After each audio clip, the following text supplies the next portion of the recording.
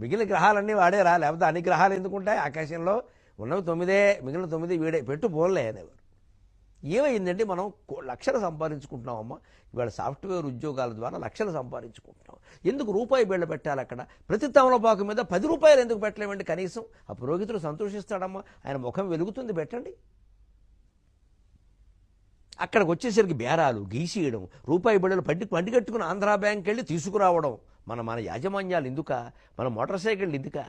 ఏదో హోటల్కి వెళ్ళి దంపతులు శనివారం నాడు హోటల్కి వెళ్ళి 2000 బిల్లు ఇస్తున్నారే, ఆ పీట మీద పెట్టిన ఆకులు, వాటి మీద పెట్టిన 10 రూపాయలు 20 రూపాయల నోట్లు అన్నీ పోగేసిన 200 300 మించవే. ఆ మాత్రం మనోజ్ఞంగా మధురంగా మన ఆచారాలు మనం పాటించలేమా? అక్కడ కక్కుర్తి పడాలా?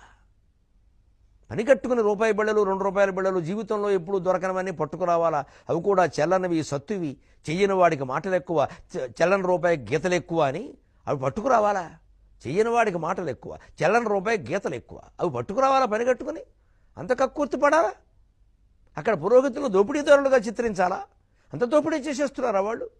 ఏది ఒక్క పురోహిత కుటుంబంలో, ఒక్క పూజారి కుటుంబంలో ఎమ్మెల్యే అయిన వాడు ఒక్కడిని చూపించండి అమ్మా నాకు.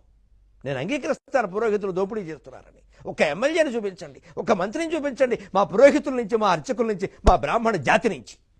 నన్ను మన్నించండి కులం పేరు ఎత్తినందుకు, ఒళ్ళు మండే అంటున్నాను నేను.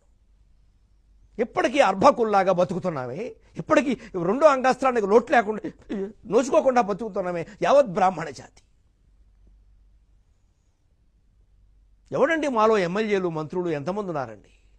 ఎవడండి కోట్లు సంపాదించుకున్నవాడు? ఎందుకంటే ఒక వర్గాన్ని మొత్తం దోపిడీ వర్గం కింద చిత్రిస్తున్నారు. కడుపు దేవుకుపోతుంది నిజంగా. కులాభిమానంతో మాట్లాడడం కాదమ్మా, వాళ్ళు మనుషులే, వాళ్ళు మంత్రాలు చదువుకున్నారు, వాళ్ళు ఏం లోకాన్ని దోచుకోవడం లేదు. మీకు విశ్వాసం లేకపోతే వాళ్ళని పిలవకండి. విశ్వాసం ఉంచి పిలిచినప్పుడు విశ్వామిత్రులతో సమానంగా, వశిష్ఠులతో సమానంగా గౌరవించాల్సింది. తేడా రాకూడదు. తేడా ఏదైనా ఉంటే వాళ్ళకే జరుగుతుందా నష్టం, మనం చెప్పక్కర్లేదు. కానీ వాళ్ళని అవమానించకూడదు, నిలబెట్టి మాట్లాడకూడదు. బ్రాహ్మణ్ణి ముందు కూర్చోమనండి. యజమాని కూర్చోవడం కంటే ముందు ఆయన కూర్చోవడం ముఖ్యం.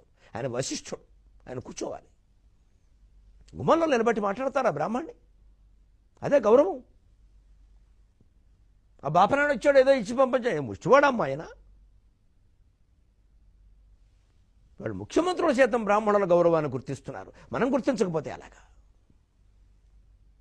గుర్తించాలి, గౌరవించాలి.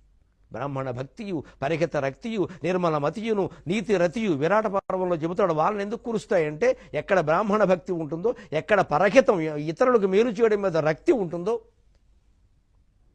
ఎక్కడ నిర్మల మతి నిర్మలమైన మనస్సు ఉంటుందో, మనుషులకు